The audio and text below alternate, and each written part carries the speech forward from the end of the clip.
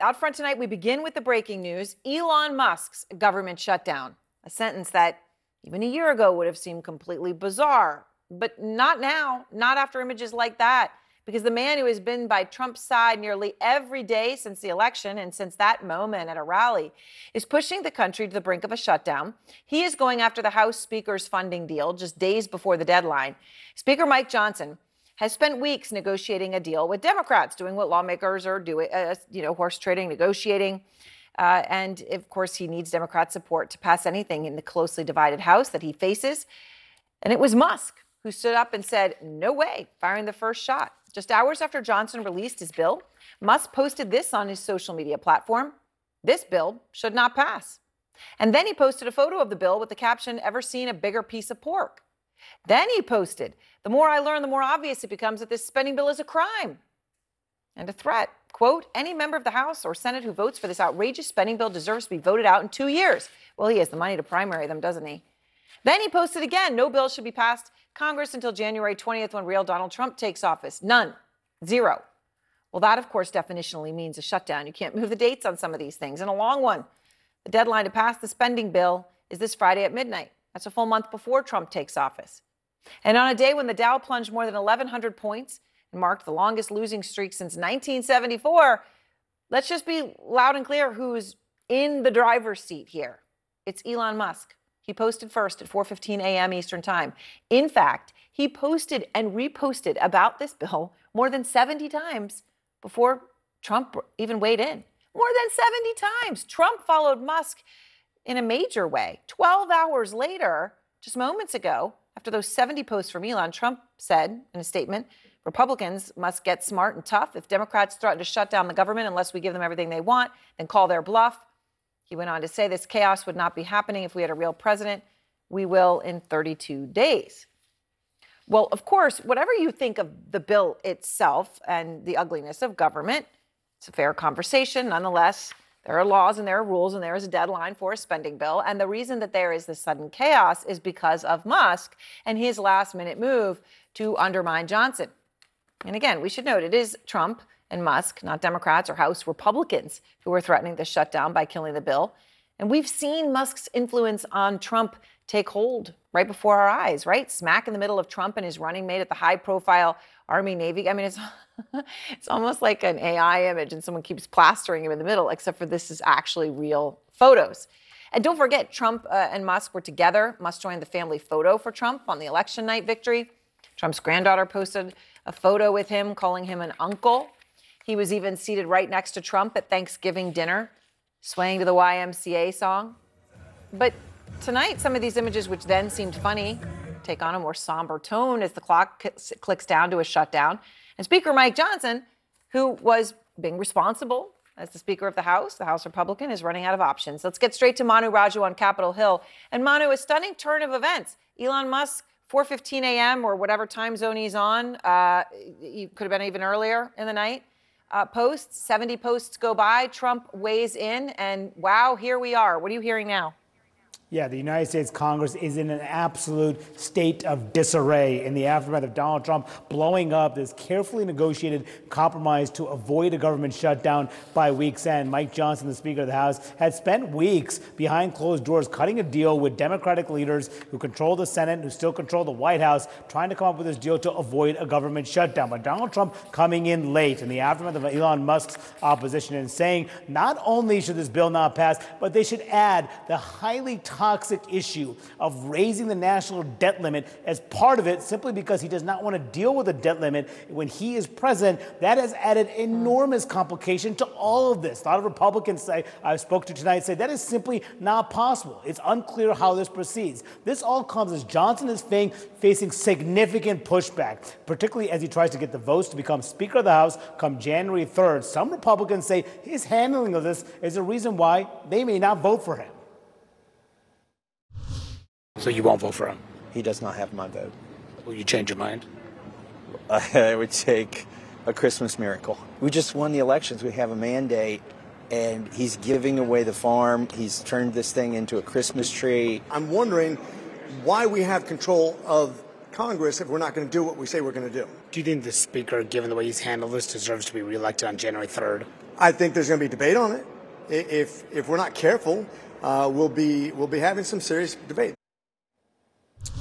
And there's very little margin for error, Johnson, in the narrowly divided House. He can only lose a handful of votes in order to become reelected Speaker. But that is one issue that is kind of driving some of this that's happening on Capitol Hill right now. Johnson losing support, potentially we'll see even from Donald Trump. Aaron, I'm told by Senator Josh Hawley tonight that Trump called Hawley and railed on Johnson's handling of this bill as well, contended he was blindsided. Even as Johnson's allies said they've been coordinating with the Trump transition team all around. So a lot of finger pointing as Congress in a state of disarray and panic to avoid a shutdown by week's end. All right, Manu, thank you very much. Disarray and panic. Who was it that said chaos follows? Oh, it was Nikki Haley. All right, everyone's here with me now. Former Congressman Charlie Dent.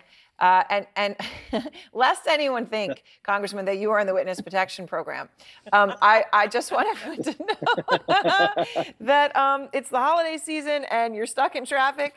And I'm sad you're not sitting next to me, but there you are. So you're looking very all dressed here to come on set. But let's go ahead and start with where we are. 70 posts from Elon Musk, 70, starting at 4:15 a.m., stirring this up. Trump weighs in finally, and here we are, chaos and disarray. What do you think's happening here? Well, this is governmental dysfunction. These are exhibits A, B, C, D, and F.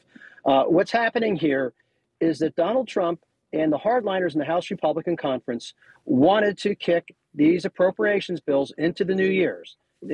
They got their wish, and they're going to fund the government until about March the 13th or 14th. And now Elon Musk and Donald Trump don't want to do that. They've changed their minds.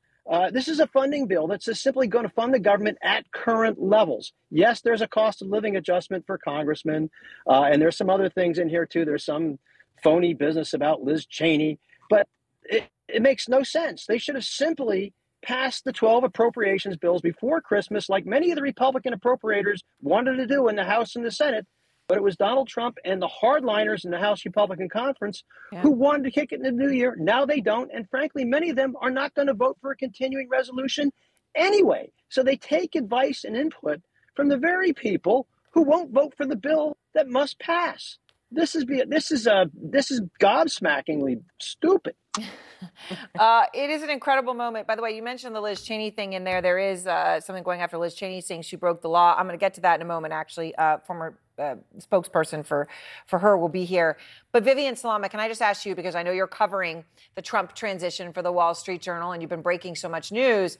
Musk goes ahead of Trump on this funding bill publicly, and significantly so. He is the leader here in the charge against it. 70 posts, 12 hours between his first post and Trump finally weighing in. How risky of a game is Musk playing?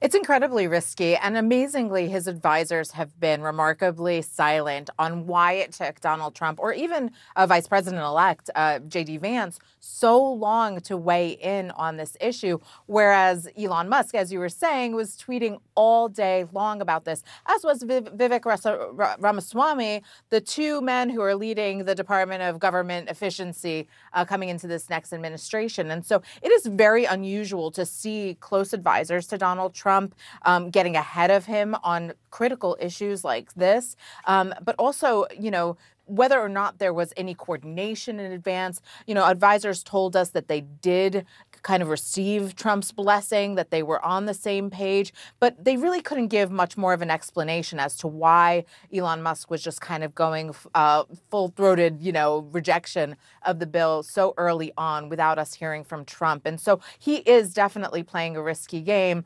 Donald Trump typically likes to kind of be his own spokesman. We know that. I happen to cover his first White House, and so we saw that play out, and it'll be interesting to see how this plays out too. I mean, Karen, it will be interesting because, when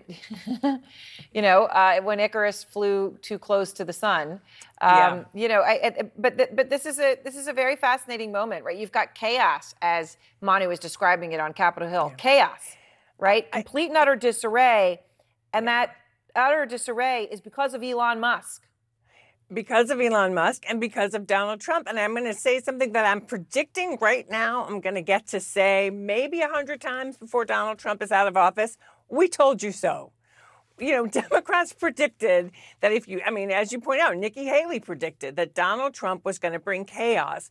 And to the point that was just made, so you have two unelected corporate billionaires basically driving the decision about what's going to happen with our budget, whether or not to default and whether or not to raise the debt ceiling, whether or not to, miss the deadlines, and we won't have air traffic controllers, and we won't have, all the government functions.